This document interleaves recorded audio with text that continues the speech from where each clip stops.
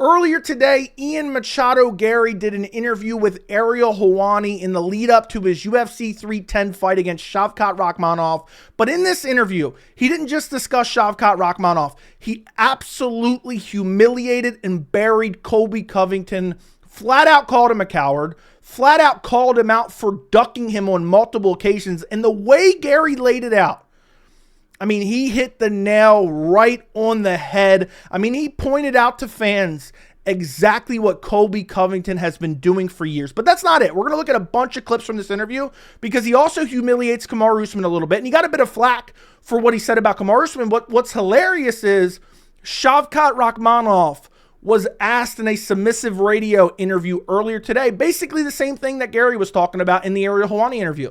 So we're going to look at a clip of Shavkat talking about the exact same topic, and he may have confirmed or denied what Garry had to say in the Ariel Helwani interview, but that's not it.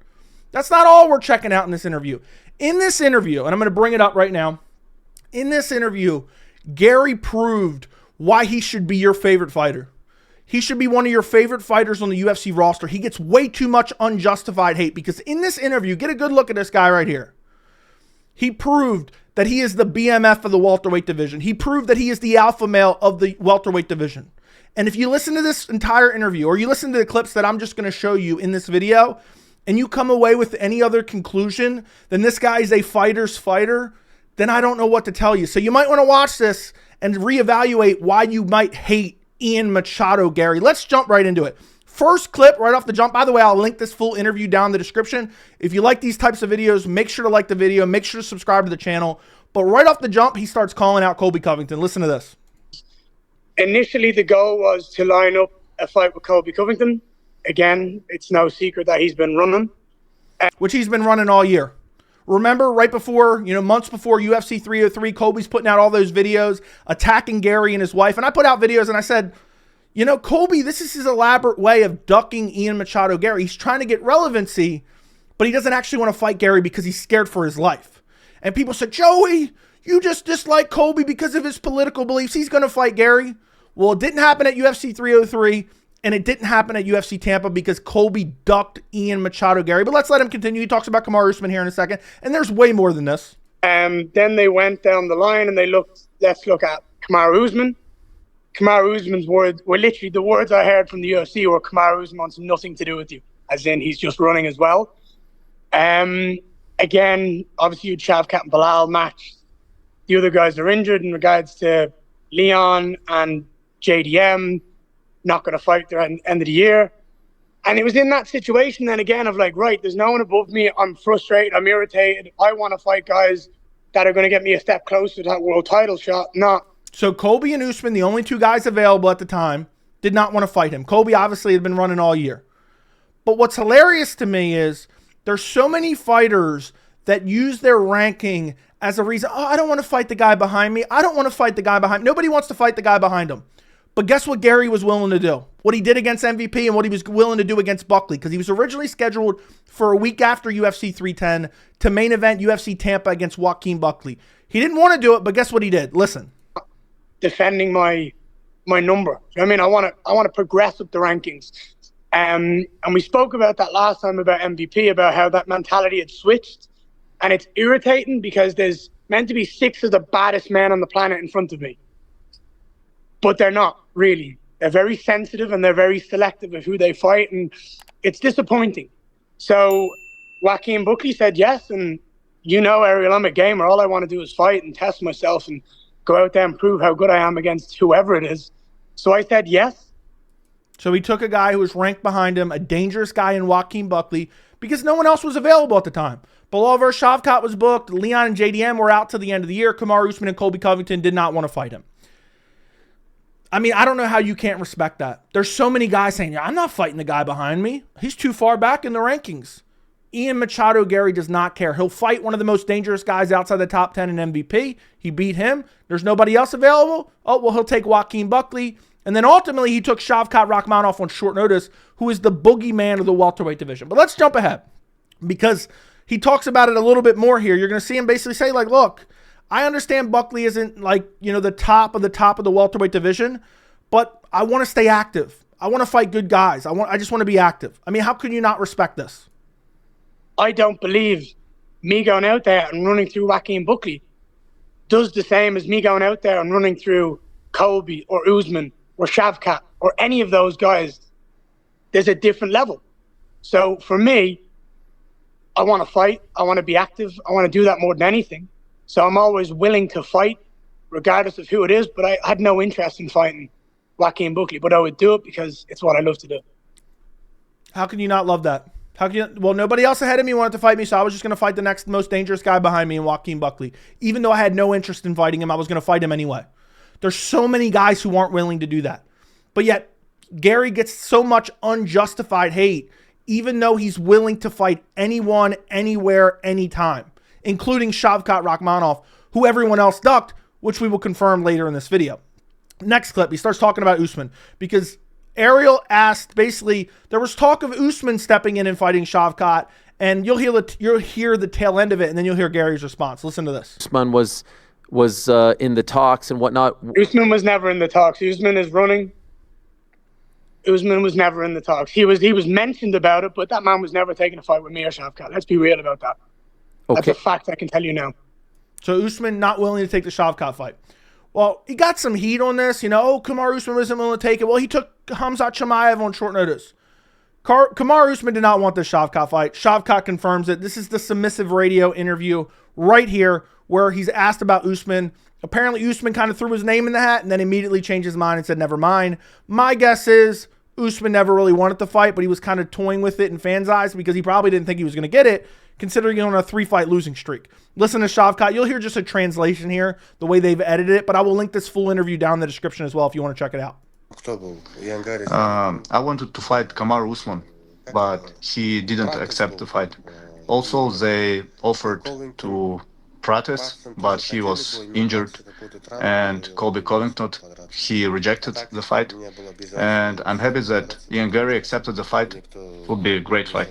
So Usman and Colby both turned down the fight. Colby was never taking this fight. He's putting out fake videos talking about he's calling Hunter Campbell now and demanding to fight Shavkat. He never wanted that fight. He just wanted the clout of pretending like he wanted that fight because he would never had any intention on taking it. And then one more clip I want to show you from this interview, because in a little bit, in a couple clips, Ian Gary really starts to bury Colby Covington. But listen to what Shavkat had to say about Colby as well. Listen to this. I don't care about Colby, but yeah, they offered him to fight me, but he was just talking. When it came to business, he rejected, disappeared. And yeah, I'm happy that I fight Ian Gary. We're both unbeaten, and we'll see who's better. So Colby's just talking. He never had any intention on actually taking the fight. Oh my God, you've now heard that from Shavkat. You now heard that from Ian Machado Garry. You've heard it from Hamza. I mean, who else have you heard it from recently? Basically everyone under the sun. If Colby isn't getting Dana White privilege, undeserved title shot, Colby isn't fighting unless it's a 40-year-old on a losing streak. Let's jump back to the Gary interview. In this next clip, he just shows, honestly, why he should be one of your favorite fighters. This dude wanted to be the backup for Bilal Shavkat. He wanted to potentially jump in on short notice against Bilal or Shavkat if somebody falls out.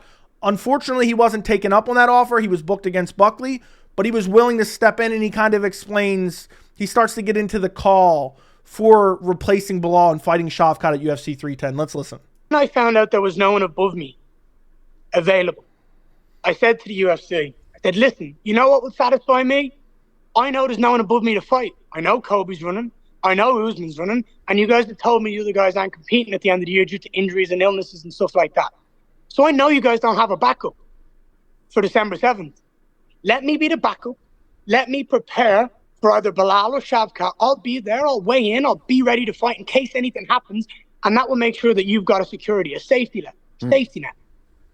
They turned around and said, no, we don't need that. We're not going to do that. I said, all right. So when Bilal pulled out because of injury, I said, I'll wait for the UFC to call me. I'm not running to them. They can come to me. They know I want this. They know I'm ready. So he explains that he offered to be the backup originally. They said no. He took the Buckley fight. He did not call the UFC once. Bilal pulled out of the Shavkat fight with a bone infection. In a second, he gets into the actual call from the UFC. But I know a lot of people are going to be like, oh, so what, Joe? He offered to be the backup. Being the backup is no easy task. Did you hear Tom Aspinall recently? Like, he was kind of like, it was kind of messing with him mentally, realizing I might have to step in on short notice and fight John Jones or Stipe Miocic. Even though I've trained for it, it's still a very weird position to be in, let alone to be in that position and potentially having to fight Bilal, world champion, or Shavkat Rakhmonov, an undefeated 18-0 fighter with all finishes. But he was willing to do it. But then he said, you know what, I'm going to let the UFC call me when everyone else ducks the boogeyman of the welterweight division. And that's exactly what the UFC did. They called Ian Machado Garry. And in this next clip, he talks about the call from the UFC. Listen to this. He goes, Joaquin's not out. He's like, but they do want you to step in December 7th. I said, let's do it. I'm in. This is what I wanted in the first place. Let's not beat around the bush. Let's go get it. Let's go shock the world. Go out there and beat a guy that's never been beaten. Prove to the world how good I am against the scariest man in the division. Give this man his respect. I'm tired of hearing people insult Ian Machado Garry. He got the call, hey, you want to fight Shavkat in 3 weeks on 3 weeks' notice? He said, I'm in. Sure. I want to prove that I'm the best. I want to earn a title shot. He even talks about the title here in a second because there were some rumors, maybe an interim title. He talks about that in a second. He earned my respect even more. But imagine, he even said, you didn't hear it in that clip. He said, yeah, I got the call at like 5 a.m. because I was in Thailand. He said, I got the call at 5 a.m. I just said, yeah, I'm in. I just told my agent, I'm in. I'll do it. I'll fight the best guy. I'll fight the boogeyman of the division. I mean, how can you not respect that? People act like this dude, oh, Gary's a beta and this and that. Oh, his wife, this and that. Say the weirdest shit. Basically all lies, too. This is the only guy that was willing to step in and fight Shavkat. Otherwise, UFC 310. I mean, this is the people's main event. If Garry versus Shavkat isn't the people's main event, I don't know what is. It saved the card. So give this man his respect for saving the card when nobody else in the welterweight division would step up and fight Shavkat. This guy right here didn't even think twice. Next clip we're going to get to. It's just more of kind of the same thing I just showed you. Basically his mindset, like, look, I want to prove that I'm one of the best and Shavkat's one of the best, so I want to go out there and beat him. Listen to this. So for me, I get to go out here on December 7th at UFC 310, make a statement to myself and the rest of the MMA community that I am one of the greatest fighters this sport has ever seen, and I'm going to prove it by doing it against a guy that many think is the boogeyman. When everyone else is ducking and dodging and pretending like they're... I mean, imagine fake calling out a fighter like Colby did. Yeah, I want Shavkat, and then turning it down. Or, you know, it's not even going to get offered to you, which he's done quite a bit. You know, as soon as Khamzat moved up to middleweight, all of a sudden Colby was yapping about Khamzat Chimaev. But imagine being the guy like Garry, who everyone doubts, everyone hates on his skill level because they don't like him for, you know, some random reasons that they basically made up in their head. But this is the guy willing to take on Shavkat Rakhmonov because he wants to prove himself. How refreshing is that? And if you've paid attention to the welterweight division, I want you guys to let me know down in the comments right now. If you've paid attention to the welterweight division for the past 5-6 years, it basically seemed like the entire top 10 was ducking each other one way or another outside of Kamaru Usman defending his title. And it was so frustrating. And it is so refreshing. It's music to my ears hearing guys like Garry willing to fight anyone, hearing a guy like Shavkat willing to fight anyone, because Shavkat deserves credit too. It's just so refreshing to hear these guys saying, you know what, I'll take this guy. I'll take on this guy on short notice. I don't care if he's dangerous. I don't care if everyone thinks he's going to beat me because I believe I'm that good. Meanwhile, you have guys like Colby just ducking and ducking and ducking. They'd rather sit out for 2 years and pray for some Dana White privilege. It is so refreshing to hear, but I want to know, does everyone else remember that? Like the welterweight division just being so annoying. And it's like everyone's ducking everyone except Kamaru Usman at the top. It was so annoying. Next clip we're going to get into. He talks about the potential of an interim belt. And I actually thought, like, leading into this question, Ariel asked him, was there any discussions of an interim belt? I thought maybe Garry might lose me here. Every time I think Gary's going to say something that I'm going to be like, oh, man, this is so annoying. Why would you say this? I thought he was going to say, oh, there should have definitely been an interim belt. I deserve an interim belt. I thought he might say something like that. Absolutely perfect answer on the interim belt question here by Ian Machado Garry. Absolutely love this answer. For me, it doesn't matter that it's not for an interim title. Would it be cool? Yes, absolutely. But the truth is, me or Shavkat aren't the world champions right now. It's Bilal Muhammad. Mm-hmm. The interim belt would have been a farce. Bilal's out for what? A month or two, and we're going to make an interim bout when he just fought and won the title in like almost August at the end of July. He just hits the nail on the head right here.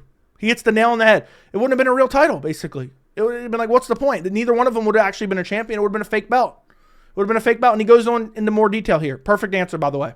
And he's not fit to compete.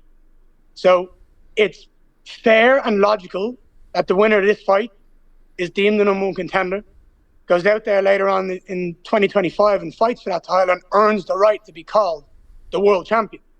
Because if we get a belt wrapped around us, what does it mean? You're the fake world champion. You're the second best guy in the division right now because the champion is still there. For me, it's not important. What's important is going out here and beating Shavkat in a beautiful fashion.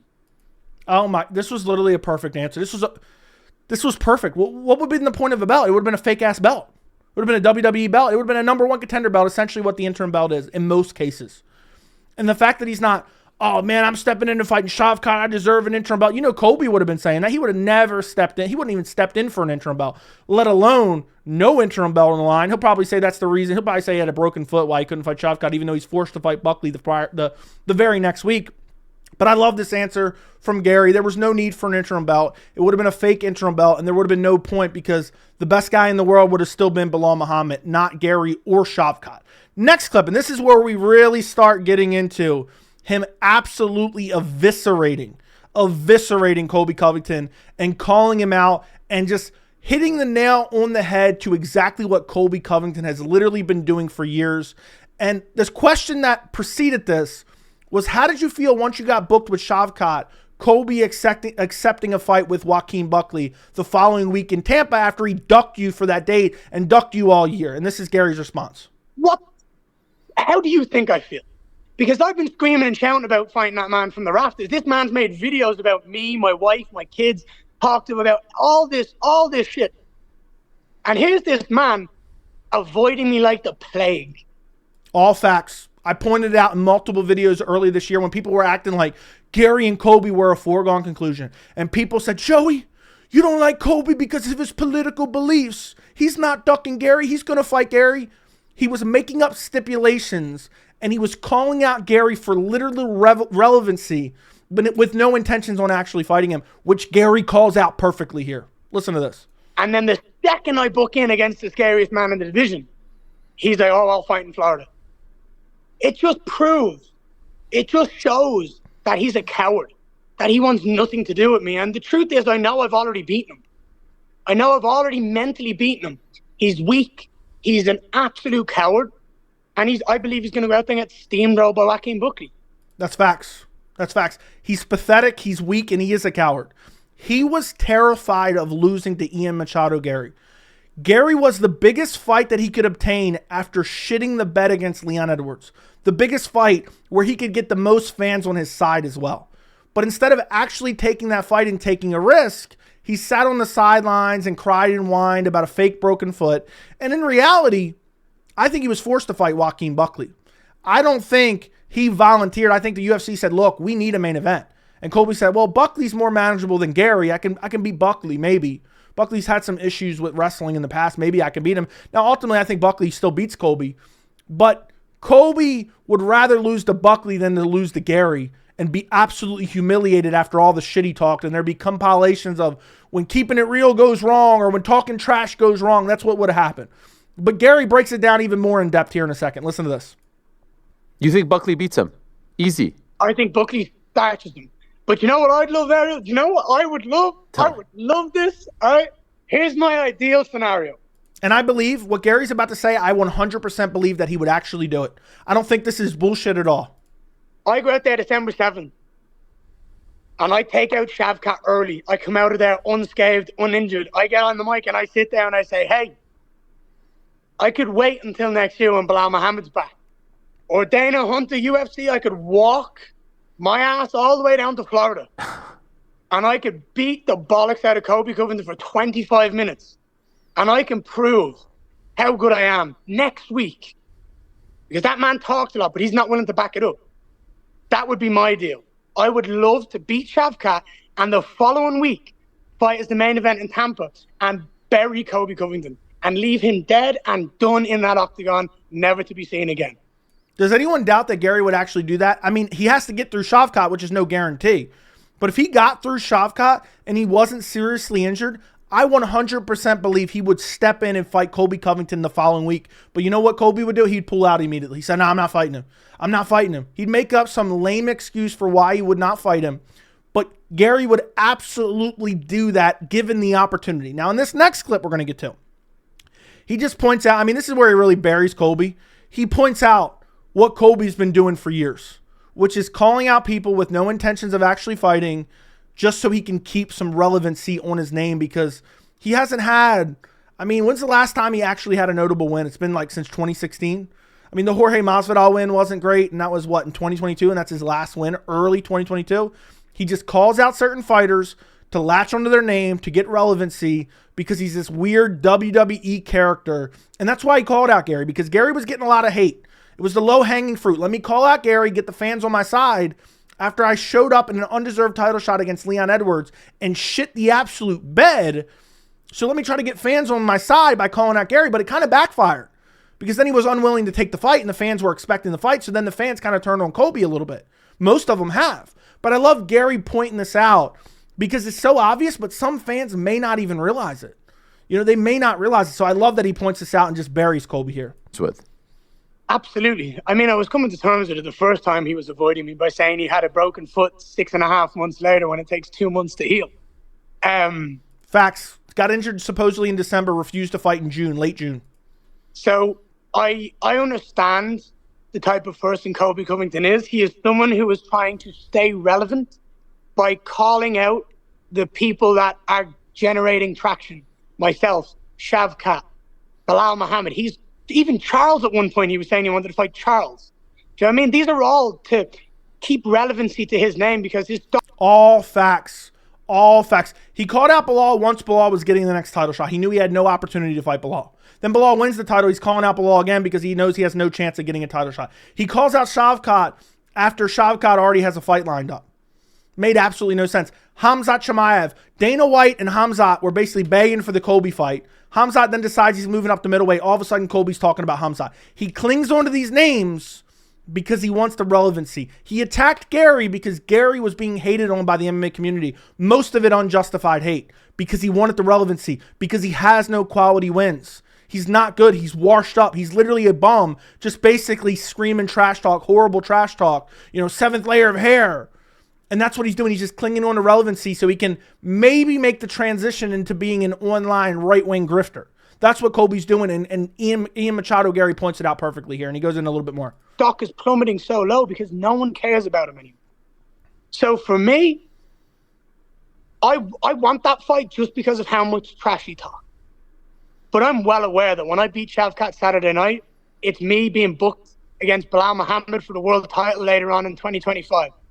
I'm going to go out there, win that world title, and Colby Covington's far, far, far in the rearview mirror. Yeah, so he knows Colby's stock has plummeted. Colby's embarrassed himself time and time again. And if Buckley beats Colby, Colby's career is over. He might as well try that transition into right-wing grifting online, because that's literally the career he's lined up for himself. He's almost 40 years old. Again, doesn't have a quality win. His last few wins are against 40-year-olds on losing streaks. And Gary just points it out perfectly. He never wanted to fight Gary.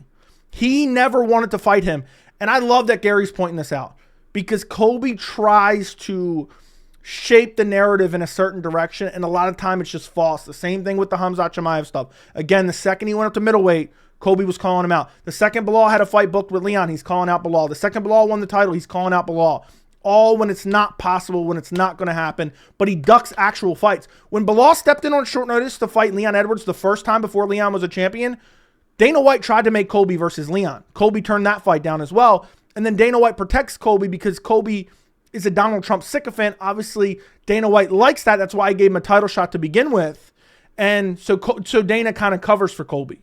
And it's so annoying. It's so annoying. But luckily, fans in the last year are starting to wise up to it. Now, this next clip, he calls out Kamaru Usman. And we've already heard Shavkat's version of it. Basically, Kamaru Usman wanted nothing to do with Shavkat. He turned down the fight, so did Colby. They both went running. Let's hear what Gary had to say. Why do you think Usman didn't want this fight? Why do you think Usman, you said he wanted nothing to do with you. Why do you think that's the case? Former champion, coming off a strong performance. Because Usman has a big chest and little balls. That's what was said to He you? looks good. No, he just not. That's what I'm saying. What a dumb question by Earl. That was said to you? No, that's what he's saying. And then he explains exactly what he means, which we all know what he means. But he points out perfectly what these older guys do in the UFC in general, especially when they're at the top of the division. They try to curate their opponents. He's got a big chest. He looks good. He plays the part, but where it matters between the legs, he's a little man. That's my outlook on it. He's worried again. Him and Colby, they're older. They've been through the division. They fought these guys. Now they're getting to the end of their careers. They want to choose the better stylistic matchups. I guarantee this. They are going to try. Usman is going to try push for a fight with Jack Della Maddalena because he's seen how easily Gilbert Burns was able to take him down. So that's exactly what I've been saying too. That's exactly what I've been saying. And we're gonna talk about the Kamaru Usman criticism because he's been getting kind of some heat for this. For me, if I was in Usman's shoes, why would I want to fight the guy who's long, rangy, difficult to deal with, when I could fight a guy who I've watched two people back to back be able to take him down quite easily? I guarantee Usman's going to try push for the JDM fight because he's weak-minded. So there you go. He talks about Kamaru Usman. Now, I know a lot of people are going to say, he took on Hamzat on short notice and he fought the who's who. He's talking about now, okay? And I understand in the past, Kamaru Usman was the champion. Kamaru Usman's on a 3-fight losing streak. So what Gary's trying to point out, and I understand people are going to be like, Kamaru defended his title and this and that, and he fought Hamzat on short notice, and I get it. I understand what you're saying. But you're misunderstanding. Kamaru Usman now was flirting with the idea of Shavkat publicly. He's the one that kind of threw his name in the hat publicly. But in reality, he was kind of doing the same thing Colby has done historically and still did on the golf course. I'm calling up Hunter. So in this instance, Kamaru wanted the credit for calling out Shavkat, but he didn't want to actually have to fight Shavkat. And that's the truth. And that's why Gary's saying, well, he's got a big chest, but he's small where it matters, actually. Because Gary, and granted, Gary's in a different spot in his career, undefeated. He can take more risks than a Kamaru Usman who's almost 40 years old, who's on the back end of his career, who's on a 3-fight losing streak. I don't even blame Kamaru Usman for turning down the fight. But Kamaru wanted the credit for kind of throwing his name in the hat publicly. And that's what Gary was pointing out. Next few clips, we're going to look at 2 more clips in this interview. And by the way, again, Shavkat said the same thing about Kamaru Usman. Matter of fact, I'll just show it to you again really quick. Let's jump back here in this submissive radio interview. Same thing about Kamaru Usman. Shavkat confirms it. Listen to this. I wanted to fight Kamaru Usman, but he didn't accept the fight. Also, they offered to protest, but he was injured. And Colby Covington, he rejected the fight. And I'm happy that Ian Gary accepted the fight. It would be a great fight. By the way, how crazy is it they offered it to Carlos Prates? We skimmed over that earlier in the video, so I'm glad I replayed this clip. How insane is that? Could you imagine they did Shavkat Rakhmonov versus Carlos Prates at UFC 310? That would have been insane. Now, I think Shavkat would have beat Prates. I think Shavkat would have been able to easily out-grapple him. I think Shavkat versus Gary's the more meaningful fight, even though I hate that it's on short notice. But that would have been insanity. But again, Kamaru Usman turned down the fight. Colby ran from the fight. Colby wants nothing to do with that fight. He'd rather go shit his britches like they're going out of style than fight Shavkat or Gary. He's probably going to push for a Wonderboy Thompson fight after he gets KO'd by Buckley. Next clip we're going to take a look at, and we got 2 more clips to look at, is Gary talks about basically he wants to beat Shavkat and then beat Bilal, and then what his next plans are. And a lot of people have been reposting this and saying, Gary's delusional. I want to give you my opinion on it because it is kind of a interesting clip from Gary in this interview. Before a fight. It gets me. Big fights, big opportunities excite me in life. This is what I live for. I'm a young kid who dreamt of being here. I'm a young kid who dreamt of being here, who wanted to see my face on billboards, who wanted to put on shows against the scariest people in the world. I've said to you before how my ideal scenario is I fight, I beat Shavkat, I win the world title, I go up to middleweight, and I fight Khamzat, I win that belt too. I'm not afraid of any man. I know how talented I am. I know the gifts God gave me. I want to go out there and prove it against what people believe to be the best people in the world.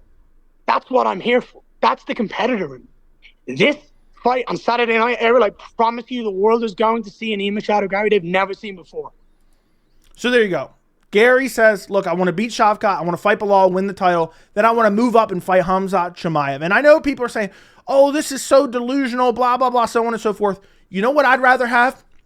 I'd rather have a fighter who's delusional and wants to fight the toughest guys in their weight class, who wants the toughest challenges possible. I broke it down with Bilal. Bilal was saying similar things. He wants to fight the toughest guys. He didn't specifically mention Khamzat Chimaev, but Chimaev is like the boogeyman of the UFC right now after what he did to Robert Whittaker. Absolutely buzzsaw through him.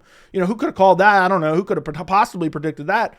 But I'd much rather have this. I'd much rather have this level of quote-unquote delusion, which, by the way, Gary, he could beat Shavkat. He could beat Bilal, and I would 100% believe that he would be willing to go up and fight Khamzat. I'm not saying that he would win, but I'm just saying he's not. This isn't just thrown out there as nothing more than bullshit. Gary would actually try to do this. I'd much rather that delusion than delusional fighters who fake call out Shavkat, who fake call out Bilal, who fake call out Gary, who fake call out Khamzat Chimaev, like a guy like Colby Covington. I'd much rather the guy who's willing to fight anyone and everyone, anywhere, anytime. I'd rather that level of quote-unquote delusion than, oh yeah, my foot hurts. My foot still hurts 6 months later. I didn't even really break my foot. I claimed to break it in the first round. Didn't fight at all. The level of delusion of the liberal judges robbed me, even though he got outclassed by Leon Edwards and didn't fight for 5 rounds. I'd rather this level of delusion. I'm going to beat the boogeyman in the division. I'm going to beat the champion, and then I'm going to fight the boogeyman in the division ahead of me, above me.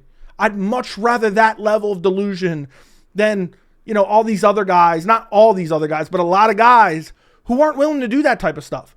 I know for a fact that Gary, when he says these types of things, he really wants to do that. He would love to do that. He's not just trying to hype himself up. He would love to actually do that. And I have to respect that. And that's why this guy needs the respect. People keep hating on him. This guy saved UFC 310 fighting the boogeyman in Shavkat. That's enough to earn the respect in itself, let alone the fact that he's willing to fight guys who are behind him in the rankings. Colby Covington would never, ever fight Shavkat on short notice. He would never fight him on a full camp anyway. Last clip we're going to look at, he just talks about Shavkat here, how much he respects him, and how they're both kind of disappointed with the division because of people turning him down. Shavkat is phenomenally talented. I have nothing but respect for the man and everything he's done in his career up until this point, and everything that he said. He's a very similar outlook to me on the division. He's disappointed with the rest of the division. And I know how talented I am. I know that I can beat every single person. So there you go. Him and Shavkat both disappointed with the welterweight division because they're unwilling to fight him. And that's why I love this new breed coming up. Gary, Shavkat, JDM. JDM, no doubt, I think he's willing to fight anyone. He's injured right now, which Gary pointed that out earlier. I love this new breed. I hate these guys that are like ducking up and coming. Like, look at Sean Strickland, unwilling to fight Khamzat Chimaev, unwilling to fight Robert Whittaker. That backfired on him because then Chimaev got the Whittaker fight because Whittaker was willing to take that fight. He lost, but I'd much rather have these guys willing to take fights than pretend like they would beat him, but they would never actually fight him. All they do is pump their chest up. I absolutely love it. And if this interview doesn't make you respect Ian Machado Garry even more, I don't know what will. You just have unbiased hate of Ian Machado Garry. But he humiliated Colby Covington. I'm glad that he pointed out that all Colby does is bang his chest and pretend he wants to fight the toughest guys. But when the rubber meets the road, he runs, he tucks his tail and runs. And he ran from Ian Machado Garry like his life depended on it. He ran from Shavkat Rakhmonov. Just the mention of Gary or Shavkat to Colby Covington had him shitting his britches like they were going out of style. Because he's a beta male. He's a pussy. And that is a fact. And mark my words, if he loses to Buckley, if he does fight again, he is going to be trying to angle for the easiest possible fight. So maybe, just maybe, he can actually get a win. Wouldn't surprise me if Wonderboy starts Colby at this point. So I love Gary calling it out.